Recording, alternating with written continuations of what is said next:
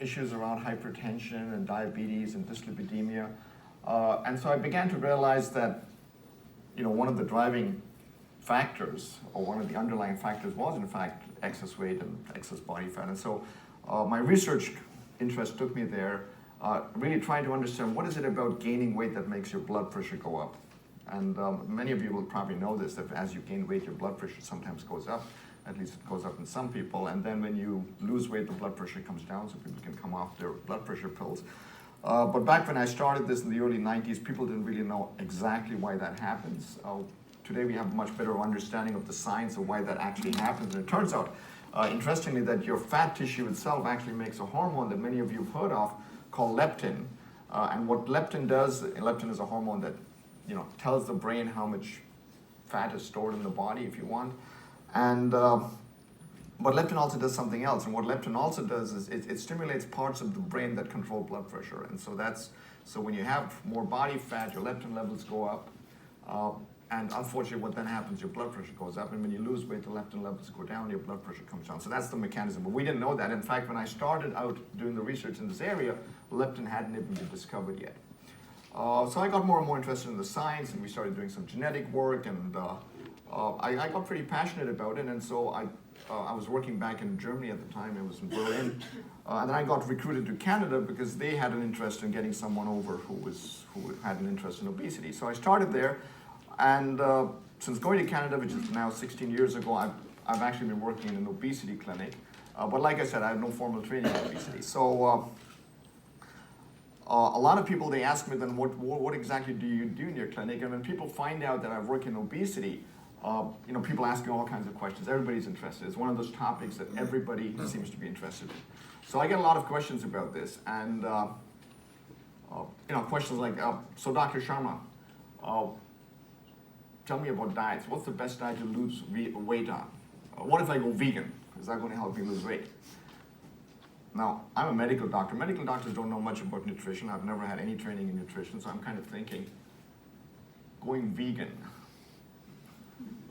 I'm just thinking, the vegans in the animal kingdom. You got the buffalo, the hippo, the elephant, and you're thinking, I don't know. May not be the best idea, but, if it works for you, great. I get a lot of questions about exercise. So Dr. Sharma, what's the best exercise to burn calories and stuff? Now, my background is half Indian, and I actually grew up in India. And I'm thinking, well, India, we're not the big exercise people. Yoga, right? I mean, the corpse pose, savasana. You lie down, you play dead. That's it. So I'm not the right guy to ask about exercise either. So. When you think about obesity and think about, why we talk about diet and why we talk about exercise, it's because we all have this notion that body weight is something that you should be able to control simply by controlling the calories in, which is, the food you eat, and the calories out, which is most people think is, physical activity. So this notion is out there that, I should be able to control my body weight by controlling what I eat and controlling the amount of physical activity. And if I eat less and I move more, I can get my body to be whatever body weight I choose. Which is really the rationale for the stigma, because everybody believes that. And we keep telling that to people. All you have to do, to lose weight is to eat less and move more. And that'll take care of the obesity. So that everybody kind of believes that, and as a consequence of that message is that when you see someone who's got excess weight, you say, well, they must be eating too much and they must not be moving enough. And this idea about people doing this to themselves, on the one hand, but then also, okay, so you gained the weight, but now you can do something about it. You could just, eat less and move more. So this notion is out there and is really the background for weight stigma and weight bias. I mean, this is why we blame people for it, because we say you've done this to yourself because you've eaten too much and you've not moved enough, you've not been a good citizen. And you could do something about it. You could just eat less and you could move more. Now, there's one thing that I've learned, having now practiced obesity medicine over the last 15, 20 years is that simply telling someone to eat less for obesity is about as effective as, telling someone with depression, you need to cheer up. Or someone who has an anxiety disorder, you know what, don't worry, be happy. It simply doesn't work. And so the big question, of course, is why does this not work? Because I know everybody, people lose weight all the time. I'm sure if you, had a raise of hands, everybody's lost weight. The problem is not losing weight, but the problem is keeping the weight off in the long term. And I want to talk about why that is so difficult. And I just want to do this with a little demonstration. I'm looking for a volunteer who wants to lose a couple of pounds. We won't have a lot of time because there's other speakers waiting to get up here. But I'm looking for a volunteer who wants to come up, lose maybe a couple of pounds. Anybody? Would you like to come up? All right. Round of applause. This is a very brave thing to do. Okay. So who are you? Hi, I'm Samira. I live in Dublin. I'm from Germany. I'm a postdoctoral researcher in the Royal College of Surgeons. All right. So you're ready to lose a couple of pounds here? Okay. All right. Before we get started, I want you to imagine for a second that Samira is here, and she's about 17 stone. Now, we have no idea how she got there. And that's one of the interesting things around obesity is there are so many different reasons why people gain weight. This can start in early childhood. We've heard about abuse histories. We've heard about genetics. It can happen to anybody in the course of their life. You could be the fittest person, the most healthiest person, the person who's always been, a varsity athlete, and then something happens, and you put on the weight. So here we have Samira. She's 17 stone. I have no idea how she got there, but we're going to get her to lose some weight. So here's what here's what I want you to do. Can you just, no, actually, I'll put this down. So here's a little band. What I want you to do is sort of wrap this around one end so that you can pull this. Okay, let's do this. Okay. Yeah, I'll give it another twist. Yeah, that's a bit optimistic. So okay, all right. Okay, one more turn. Okay, all right, nice. And I want you to hold this up here, stretch your arms. Beautiful. Okay, just relax. So Samira's current weight, 17 stone. We have no idea how she got there. And now we want to help her lose some weight. So let's hear some suggestions. What do you think Samira could, for a start, do to try and get some of that weight off? Go vegan. Go vegan. You know what? It just might work for her. Especially if going vegan also means she's going to reduce her caloric intake. And you know what, Samira, she's going to listen to you, and she's going to start, eating fewer calories. And as she does that, her weight starts coming down. Right? You can see that. What else could Samira do? Exercise. How much exercise? Oh, at least 5 times a week. At least 5 times a week, 20 minutes, 5 times a week. Samira, you can do that? Yeah. Okay, see what? And it's actually working. She's losing even more weight. Anything else we can recommend? Counseling and psychology. Some psychological counseling, yeah. Maybe that helps. All right. She's trying to disappear on us. Showing her local Slimming World and Unislim because she can't get any service from the nation. Okay, well, yeah, absolutely. So, yeah, you could try one of those formula diets, and those really work. They lose a lot of weight. Okay, great. So now, okay, all right. So before she disappears on us, she's done incredibly well, and she's lost quite a lot of weight over here. So what does she now have to do to keep the weight off? Stay Yeah, she just has to keep pulling. Okay, so we're going to let her stand there and keep pulling because she's going to try to keep the weight off. Because the problem is not how do you get the weight off. The problem is how do you keep it off. And unfortunately, the tension that you see in that rubber band, what is that tension? I see she's already putting some of the weight back. She's already putting some of the weight back. Oh, you got to try again. Okay. Now we have her yo-yo dieting, right? Okay, let's release her. Give her a round of applause. Okay.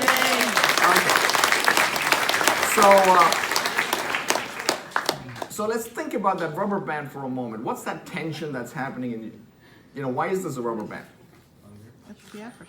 Well, the tension is basically your body doing what bodies do. resisting weight loss. And if you trick your body into losing weight, your body's going to do whatever it can to put the weight back on. And that's normal biology.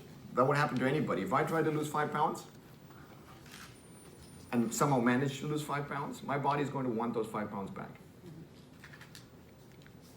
And so that's just normal biology. That's how bodies work. Like Samaria's body doesn't care how she got to 17 stone, but it does care about keeping her there. And unfortunately, what we've learned from the biology is that whatever your highest weight is that you've kind of achieved and you've been there for a while, becomes that new weight that your body thinks it now needs to defend. And you can call it a set point, or you can call it, whatever you want. But that's the problem that you're up against. And your body has got a whole bag of tricks that create that tension, that tries to get you back. So the first thing that happens is, the more weight you lose, the harder it gets to pull. Okay, so you can do this. That's maybe 5 pounds. If you want 10 pounds, it's going to be this. And you want 40 pounds, it's going to be this. And the more weight you lose, the harder it gets. And that's when you hit the plateau. So you're already pulling and your weight's not budging. That's your body's resisting weight loss. And then your body's trying to get the weight back. So that's the tension on the rubber band. So the minute you relax that pull, for whatever reason, that weight starts coming back. And that's what happens. And that happens to everybody. And that would happen to your pets. That would if you put your dog on a diet, or your cat on a diet, or a goldfish on a diet, you're going to have the same problem. They'll lose the weight, and then the weight comes back. So how does the body do this? Well, there's 3 things that happen that the body can do to defend its weight, or to try to get the weight back. The first thing that happens is there's a change in appetite. And anybody who's ever been on a diet knows this. The more weight you lose, the hungrier you get. Because that's normal biology. If I don't eat, I get hungry. Then I eat, then I'm full, and I stop eating. That's normal biology. But it's not just hunger, it's appetite. Appetite means the hungrier you get, the more you start looking for foods that have calories.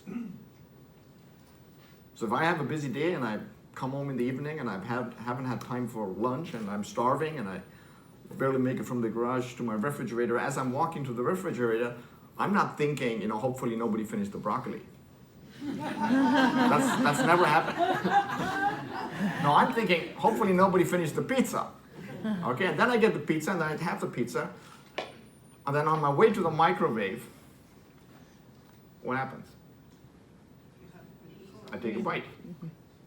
And I'm thinking, is this really going to take 90 seconds? Right? How many of you really enjoy cold pizza? Isn't that the tastiest food when in that kind of a situation? You should have a cold pizza delivery service. They deliver cold pizza. It's the most delicious food you can think of. Because why? Because your brain is now geared. Your brain is now so focused on driving you to find those calories, because your body's decided, well, I need those calories. And that's the increase in appetite. And that's very easy to understand. Everybody gets that. You go on a diet, you get on the diet long enough, the more weight you lose, the more your brain is going to try to, suddenly you start having cravings, suddenly you start obsessing about food, and you go into the starvation mode. Okay, that's one thing that happens. The other thing that happens is your metabolism slows down. Well, what does that mean? Well, what's your sort of your metabolism? Metabolism is your body burning calories. You're all burning calories sitting here right now. Do you know how many calories per minute? Anybody know? How many calories does your body need per minute to stay alive? That's your heart beating and your brain working and your kidneys doing what kidneys do. Does it not depend on your actual weights? It does kind of. Just give me a ballpark figure. What do you think it is? Yeah. I know my resting. Okay, how much is it? Yeah, it's about 1,500. It's about 1,500. How many minutes in a day? 1,440, so 1,500. Okay? So it's about 1 calorie per minute. That's what your body needs to stay alive. Okay? 1,500 calories. So what happens when you start losing weight? That number goes down. And it goes down quite dramatically. In fact, even a 5% or 10% weight loss can reduce your resting metabolic rate by almost 20%. 20%, 1,500 calories, that's almost 300 calories. That's a whole meal that you now no longer need because your body, is trying to save calories. It's turning down the furnace, which a lot of my patients tell me that's why they feel cold as they start losing weight, that you're burning fewer calories. Okay, so you have an increase in appetite, you're burning fewer calories. Well, those are the resting calories. Those are the calories you're burning just sitting there.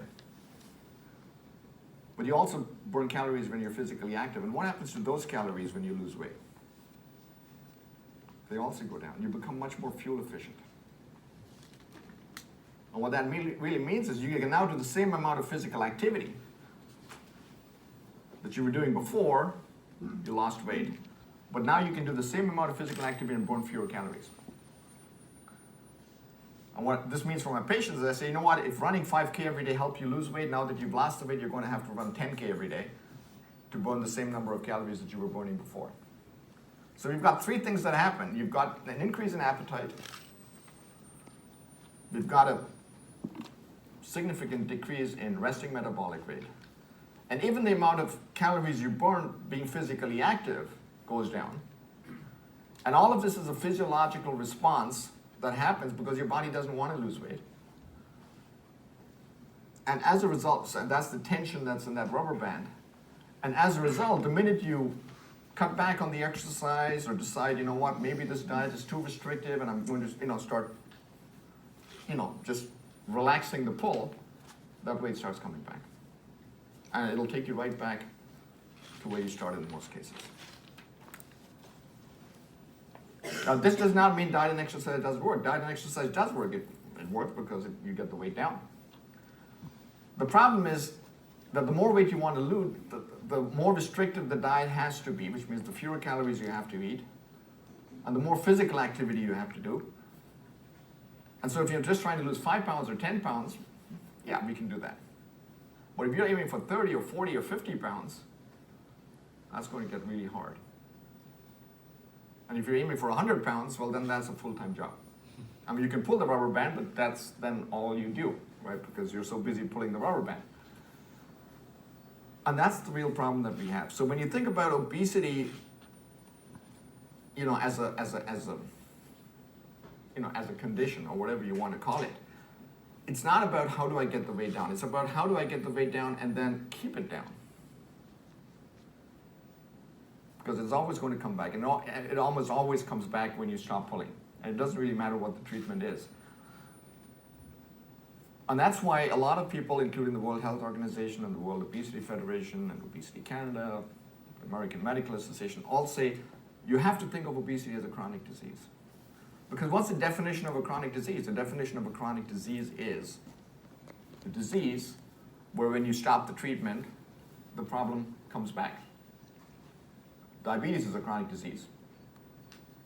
If you're managing your diabetes by injecting insulin, you stop injecting the insulin, guess what happens? Your blood sugars go back up. Hypertension is a chronic disease. You can control your blood pressure by taking your blood pressure pills, but you stop taking those pills, what happens to your blood pressure? It goes back up. That's what chronic diseases do. And that's exactly what happens with obesity. It's a chronic disease. I've been doing this for a while now. I can't honestly say that I've cured anybody's obesity. I've helped a lot of people manage their obesity, but I haven't cured anybody's obesity. In fact, even the people who have bariatric surgery, I don't consider them cured of obesity. Yeah, you had bariatric surgery and you lost, 100 pounds and you've been keeping them off for 10 years. If you went back to your surgeon and said, Dr. Surgeon, can you unstaple my stomach? Guess what would happen to their weight? It would go right back where it was 10 years ago. So we haven't cured obesity. We've treated it, and it's an okay form of treatment. In fact, it's the most effective form of treatment that we have, but it's not curing obesity. That is still someone who's living with obesity, but it's now controlled or it's now treated. And so the challenge that we have, because that's how bodies work, is to come up with treatments that are going to allow people to actually pull on that rubber band. And ideally what you want is you want that tension to go away. Wouldn't that be wonderful? Like you're here at 17 pounds and now I just lose the weight and then my body decides, okay, that's great, so now we're here. No tension. And I can just stay there. So what is causing the tension? How does the body do those three things that I talked about? The increase in appetite, the reduction of metabolic rate, fuel efficiency. How does that actually happen? Well, it happens because it's a physiological system. It's a physiological system means that there's hormones and there's there's receptors and there's a biological mechanism that does all of this. In the same way that there's a biological mechanism that controls your blood pressure.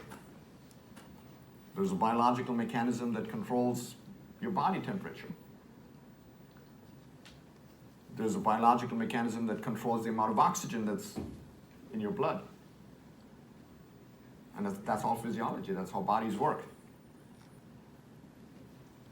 And where the science of obesity is now leading us is we're understanding a lot of those mechanisms and a lot of those molecules and those hormones and those receptors that are creating that tension. And in fact, one thing we've learned about bariatric surgery, and we learned this from the surgeons, was that the reason that bariatric surgery works is not because it forces you to eat less. That was the old idea. The idea was you staple the stomach so you have a smaller stomach, and a smaller stomach so people can't eat that much, and that's why they lose weight. And that's why you call it restrictive surgery. Now, today we know that that's not at all how bariatric surgery works, because if that's how it works, well then you could just wire someone's jaw shut, which by the way people were doing, it didn't work. Or you do the duct tape diet, you take duct tape and you put it across your mouth, right? So that approach doesn't work, because that's not how bariatric surgery works. The reason bariatric surgery works is because it actually changes some of those molecules that control appetite. Your hunger hormone, your fullness hormones, a whole bunch of them. Right? So what you're actually doing is you're doing surgery, and you're changing all of these pathways that tension is rubber band. And so what happens after surgery is it's still a rubber band, but now some of that tension is gone. So now if you try to lose 100 pounds, you have a fighting chance of keeping it off. It's still going to be a rubber band. I have to keep reminding my patients it's still a rubber band, even after bariatric surgery. But if you try doing 100 pounds and keeping it off without the surgery, that's a full-time job. After surgery, you have a fighting chance. Why? Because what the surgery has actually done is it's changed all those hormones that would, that help your body defend its body weight. Now there's one big problem with surgery. And that problem is access. See, if obesity was a rare disease, you find a surgeon, they operate the 10 people who have it, and you're done. When you talk about obesity, we're talking about millions of people. You can't be doing millions of surgeries. In Canada right now, I can tell you, we've got 34 million people in Canada. 1.7 million people would qualify for bariatric surgery. Canada does 10,000 operations a year. So it'll take us 170 years to do everybody. Okay, it's not a scalable treatment. So where the science of obesity is now headed is to say, okay, we understand what is causing the tension in that rubber band. And now let's take pharmacology that's going to block some of those molecules that are creating that tension. And we do that for hypertension. It's the same thing. Your body wants your blood pressure here, and I'm going to make it difficult for the body to maintain that high blood pressure, and that's why your blood pressure goes down. You take a beta blocker, and you take an ACE inhibitor, and you take all those other medications, and you kind of reduce the tension. And I'm very optimistic that because there's so much we now understand about the science of obesity, that we're going to have medications, we're already starting to see some of them, that'll actually reduce the tension so that you don't have to have surgery to lose that amount of weight and keep it off. But what does that mean in terms of medication? Well, it means you're going to be treating a chronic disease. So in the same way that when people have diabetes, they take their diabetes medication, and they'll probably have to take their medication for, 30 years, 40 years, 50 years, forever. People who have hypertension, they're on their hypertension pills for 20, 30, 40, 50 years. There's no reason why someone with obesity, if you had an effective medication that they could take, couldn't be on that medication for 30, 40, 50 years. In fact, the minute you start thinking of obesity as a chronic disease, a lot of things become clear. Because here's the good news. Here's what I can tell you. As doctors, as health professionals, as healthcare system, we know chronic disease. We know how to do chronic disease. We do chronic disease all the time. We manage people with diabetes. We manage people with chronic lung disease, chronic kidney failure, whatever it is. We know how to do chronic disease. All we have to do now is we have to understand that obesity, once you get it, and it doesn't matter why you got it or how you got it or when you got it, behaves as a chronic disease. And whatever treatment you offer your patient, whether it's diet and exercise, whether it's medication, whether it's surgery, any treatment you offer has to be a lifelong treatment in the same way that you would always offer a lifelong treatment for other chronic diseases. So if the treatment that you're embarking on, and that's the problem with most of the fad diets, they're too restricted. Nobody wants to be on that diet for the rest of their life. And that's why it's not a long-term solution. Yeah, you might lose a lot of weight on the keto diet, but is that how you want to eat for the rest of your life? That's the problem. Okay? So now that we start approaching obesity as a chronic disease, it means we have to be realistic about what is it, how much weight can we lose and actually keep off. Well, that depends on the kind of treatments that you have available to you. And hopefully those treatments are going to get better, and hopefully those treatments are going to get more available. I know that there's not a lot of bariatric surgery in Ireland. I think those numbers are going to go up. But it's still a lifelong disease. Even people who've had bariatric surgery are going to have to continue seeing their doctor, seeing their nurse, seeing their dietitian, seeing their health professional, because you are going to have to manage this disease over a lifetime. And so what we have to do in obesity is accept the fact that people who have obesity have a chronic disease. Accept the fact that this disease needs to be managed like every other chronic disease. But also accept the fact that people who have obesity deserve access to treatment in the same way that people who have other chronic diseases have access to treatment. Why is it that someone who has diabetes gets all the diabetes services, someone who has heart disease can go to the heart clinic and gets all these services, then you have obesity and now you're on your own? That needs to change. And I think that as we get a better understanding of the science of obesity, we will be able to convince the policymakers and the HSE and everybody else who's responsible that people living with obesity deserve the same level of care, access to medication, access to surgery, access to treatment, access to psychologists, exercise people, in the same way that you would offer access to health professionals for people with other chronic disease. How are we going to get there? It's not me standing up here talking. It's going to be you who are living with the disease standing up. And we saw Vicky do it, and we've seen others do it this morning. And I think the louder that voice gets, the more you're going to actually start moving the dial on this. We have the science to back this up, but it's you who are going to have to stand up and scream and shout, because it's always the squeaky wheel that gets the grease. Thank you.